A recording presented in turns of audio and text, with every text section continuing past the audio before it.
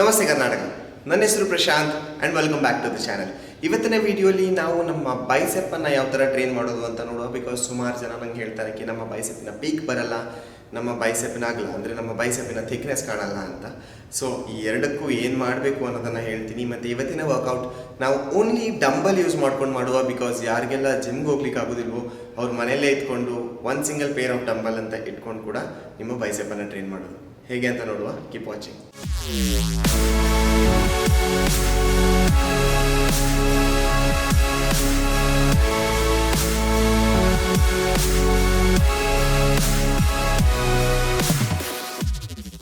So welcome back friends. ಇವತ್ತಿನ ವಿಡಿಯೋಲಿ ನಾನು ನಿಮಗೆ ವರ್ಕೌಟ್ ಮಾಡ್ತಾ ಕೆಲವೊಂದು ಸಣ್ಣ ಟಿಪ್ಗಳನ್ನ ಕೂಡ ಕೊಡ್ತೀನಿ. ಅದು ನಿಮ್ಮ ಬೈಸೆಪ್ ಗ್ರೋ ಮಾಡೋಕ್ಕೆ ತುಂಬಾ ಹೆಲ್ಪ್ ಮಾಡುತ್ತೆ.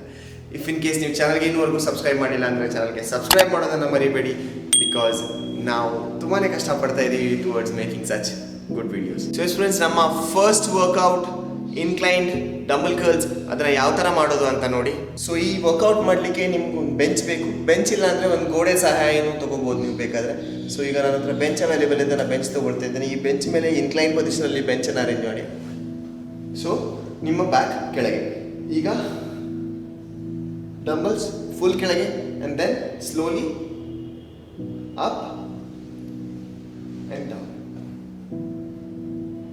ಎಷ್ಟು ಸ್ಲೋ ಮಾಡ್ತೀರೋ ಅಷ್ಟೇ ಬೆನಿಫಿಷಿಯಲ್ ಆಗಿರುತ್ತೆ.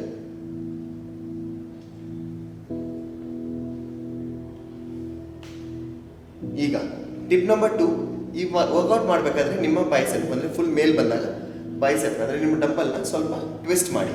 ಸೊ ಹೇಗೆ ಮಾಡೋದು ಅಂತ ನೋಡಿ.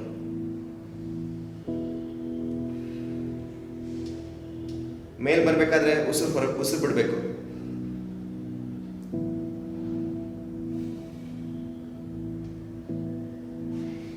ಈಗ ಇದರಲ್ಲಿ ಮಾಡೋ ಮಿಸ್ಟೇಕ್ಸ್ಗಳನ್ನ ಹೇಳ್ತೀನಿ. ಆ ಮಿಸ್ಟೇಕ್ಸ್ಗಳನ್ನ ನೀವು ಮಾಡಬೇಡಿ. ಫಸ್ಟ್ ಮಿಸ್ಟೇಕ್, ಮಾಡಬೇಕಾದ್ರೆ ಬಾಡಿ ಫುಲ್ ಎತ್ತುದು ಮುಂದೆ, ಫುಲ್ ಹೆವಿ ವೇಟ್ ತೊಗೊಂಡು ಫುಲ್ ಬಾಡಿಯನ್ನು ಮುಂದೆ ಎತ್ತಬೇಡಿ. This is wrong. ನೀವು ಫುಲ್ ಫ್ಲ್ಯಾಟ್ ಆಗಿರಬೇಕು. ನಿಮ್ಮ ತಲೆ ಮೇಲೆ ಬಂದರೆ ಪರವಾಗಿಲ್ಲ, ಅದಕ್ಕಿಂತ ಜಾಸ್ತಿ ನಿಮ್ಮ ಮೇಲೆ ಬರಬಾರ್ದು. ಎರಡನೇದು, ಬೈಸೆಪ್ ಕರ್ಲ್ ಮಾಡೋಕ್ಕೆ ಅಂತ ಕೈಯನ್ನು ಫುಲ್ ಮೇಲೆ ಎತ್ತೋದು.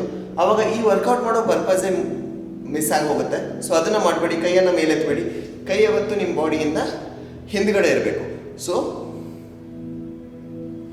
ಇಲ್ಲಿಂದಾನೇ ಅದು ಕರ್ಲ್ ಆಗಬೇಕು.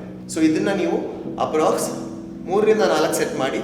ಎವ್ರಿ ಟೈಮ್ ನೀವು 10 ರಿಂದ 12 ಸೆಟ್ಟನ್ನು ಮಾಡ್ಬೋದು, 12 ರೆಪಿಟೇಷನ್ಸನ್ನು ಮಾಡ್ಬೋದು. ಸೊ ಎಸ್ ಫ್ರೆಂಡ್ಸ್, ನಮ್ಮ ನೆಕ್ಸ್ಟ್ ವರ್ಕೌಟ್ ಕಾನ್ಸಂಟ್ರೇಷನ್ ಕರ್ಲ್ಸ್. ಅದನ್ನು ಯಾವ ಥರ ಮಾಡೋದು ಅಂತ ನೋಡಿ. ಎಲ್ಲರಿಗಿಂತ ಫಸ್ಟ್ ಅದರ ಹೇಗೆ ಪೊಸಿಷನ್ ತೊಗೊಳ್ಳೋದು ಅಂತ ನೋಡಿ. ಸುಮಾರು ಜನ ಕಾಲು ಓಪನ್ ಇಟ್ಕೊಂಡು ಕಾನ್ಸಂಟ್ರೇಷನ್ ಕರ್ಲ್ ಮಾಡ್ತಾರೆ. ಇದು ರಾಂಗ್, ಇದನ್ನು ಮಾಡೋಕ್ಕೆ ಹೋಗಬೇಡಿ. ಸೆಕೆಂಡ್, ತುಂಬ ಕ್ಲೋಸ್ ಇಟ್ಕೊಂಡು ಕೂಡ ಕಾನ್ಸಂಟ್ರೇಷನ್ ಕರ್ಲ್ ಮಾಡಬಾರ್ದು. ನಾರ್ಮಲ್ ಒಂದು 90 ಡಿಗ್ರಿ ಆ್ಯಂಗಲ್ ಇರಲಿ, ನಿಮ್ಮ ಕಾಲು ಸ್ಟ್ರೈಟ್ ಆಗಿರಲಿ. ಈ ಕಾಲನ್ನು ನಿಮ್ಗೆ ಹೇಗೆ ಕಂಫರ್ಟೇಬಲ್ ಅನಿಸುತ್ತೋ ಆ ಥರ ಈ ಕಾಲನ್ನು ಇಟ್ಕೊಳ್ಳಿ. ಈಗ ಡಂಬಲ್ ಹಿಡಿಯೋ ಪೊಸಿಷನ್ ನೋಡಿ. ಇದು ಇಫ್ ಇನ್ ಕೇಸ್ ನಿಮ್ಮ ಡಂಬಲ್ ಇಲ್ಲಿದೆ, ನೀವು ಇದನ್ನು ನಿಮ್ಮ ಥಂಬ್ ಎಲ್ಲಿರುತ್ತೋ, ನಿಮ್ಮ ಹೆಬ್ಬೆಟ್ ಎಲ್ಲಿರುತ್ತೋ ಅಲ್ಲಿ ಅದನ್ನು ಹೀಗೆ ಹಿಡ್ಕೋಬೇಕು. And then pass. ಈಗ ಇಲ್ಲಿ ನೋಡಿ, ನೀವು ಎಲ್ಬೋನ ಜಾಯಿನ್ ಮಾಡ್ತಾರೆ ಸುಮಾರು ಜನ. ಎಲ್ಬೋ ಜಾಯಿನ್ ಮಾಡಿ ಬೈಸೆಪ್ ಕರ್ಲ್ ಮಾಡ್ತಾರೆ. ಇದನ್ನು ಕೂಡ ಮಾಡಬೇಡಿ. ನಿಮಗೆ ನಿಮ್ಮ ಟ್ರೈಸೆಪ್ಪನ್ನು ಲಾಕ್ ಮಾಡಬೇಕು. ಇದ್ರ ಮೇಲೆ ಟ್ರೈಸೆಪ್ಪನ್ನು ಲಾಕ್ ಮಾಡಿ. ಆ್ಯಂಡ್ ದೆನ್ ಈಗ ಮೇಲ್ ಬರಬೇಕಾದ್ರೆ ನಿಮ್ಮ ಡಂಬಲ್ ಇಲ್ಲಿವರೆಗೂ ಬರುತ್ತೆ. ಇದನ್ನು ಈ ಥರ ಟ್ವಿಸ್ಟ್ ಮಾಡಿ ಸ್ವಲ್ಪ.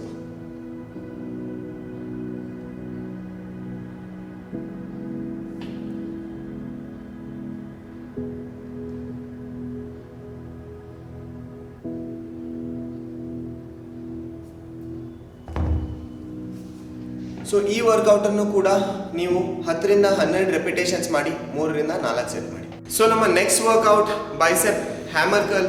ಅದನ್ನು ಯಾವ ಥರ ಮಾಡೋದು ಅಂತ ನೋಡಿ.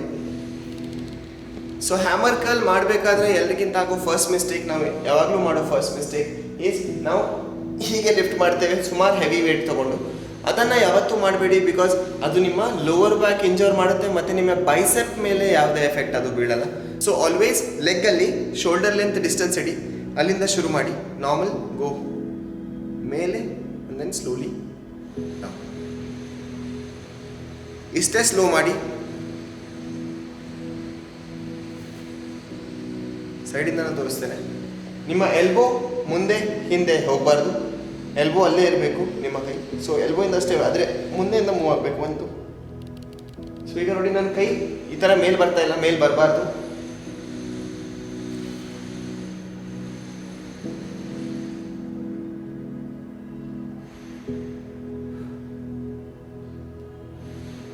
ಇದನ್ನು ಕೂಡ ನೀವು 10 to 12 ರೆಪಿಟೇಷನ್ಸ್ ಮಾಡಿ ಆ್ಯಂಡ್ 3 ರಿಂದ 4 ಸೆಟ್ ಮಾಡಿ. ಸೊ ನಮ್ಮ ನೆಕ್ಸ್ಟ್ ವರ್ಕೌಟ್ 21 reps. 21 reps ನಾವು ಯೂಶ್ವಲಿ ನೀವು ನೋಡಿರಬೇಕು, ಎಲ್ಲರೂ ಬಾರ್ಬಲ್ ತೊಗೊಂಡು 21 ಈ ವರ್ಕೌಟನ್ನು ಮಾಡ್ತಾರೆ.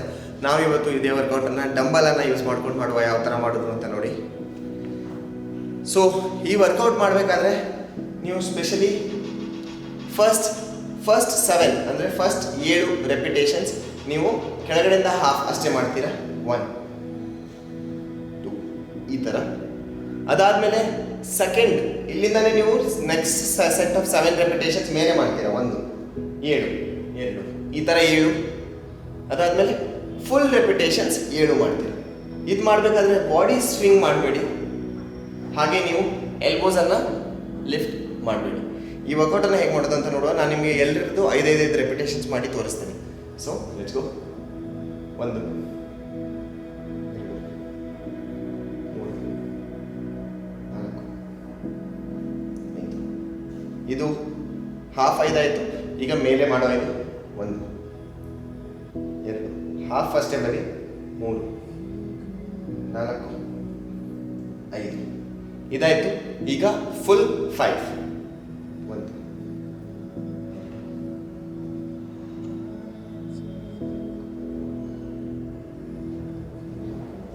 ಸೊ ಇದನ್ನು ನೀವು 7 7 7 ಅಂದರೆ 3 ಹಾಫ್ 7 ಫುಲ್ 7 ಮೇಲೆ 7 ಅದಾದಮೇಲೆ ಫುಲ್ ರೆಪಿಟೇಷನ್ಸ್ 7 ರೆಪಿಟೇಷನ್ಸನ್ನು ಮಾಡಬೇಕು.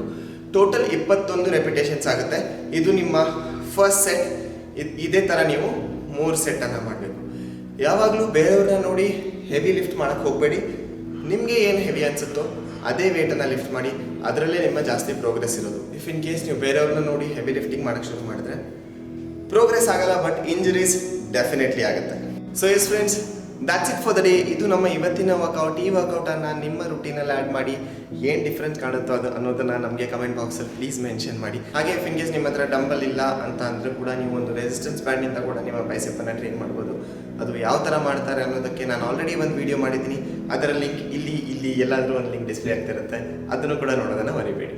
ಹಾಗೆ ನಿಮಗೆ ಬೇರೆ ಯಾವುದೇ ಮಸಲ್ ಬಗ್ಗೆ, ಯಾವುದೇ ವರ್ಕೌಟ್ ಬಗ್ಗೆ ಅಥವಾ ಯಾವುದೇ ಸಪ್ಲಿಮೆಂಟ್ಸ್ ಬಗ್ಗೆ ಏನೇ ಇನ್ಫಾರ್ಮೇಷನ್ ಬೇಕಿದ್ರೂ ಕೂಡ ಕಮೆಂಟ್ ಬಾಕ್ಸಲ್ಲಿ ನಿಮ್ಮ ಕ್ವೆಶ್ಚನ್ ಇರಲಿ, ಅಲ್ಲಿ ನಾವು ಡೆಫಿನೆಟ್ಲಿ ಆನ್ಸರ್ ಮಾಡ್ತೀವಿ. ಅಥವಾ ನೀವು ನನ್ನನ್ನು ಡೈರೆಕ್ಟಾಗಿ ಪಿಂಗ್ ಮಾಡ್ಬೋದು ನನ್ನ ಇನ್ಸ್ಟಾಗ್ರಾಮ್ ಐಡಿಯಲ್ಲಿ, ಅಲ್ಲಿ ಕೂಡ ನಾನು ನಿಮಗೆ ರಿಪ್ಲೈ ಮಾಡ್ತೇನೆ. ಮತ್ತೆ ಸಿಗೋಣ next week, same time, same day of the weak.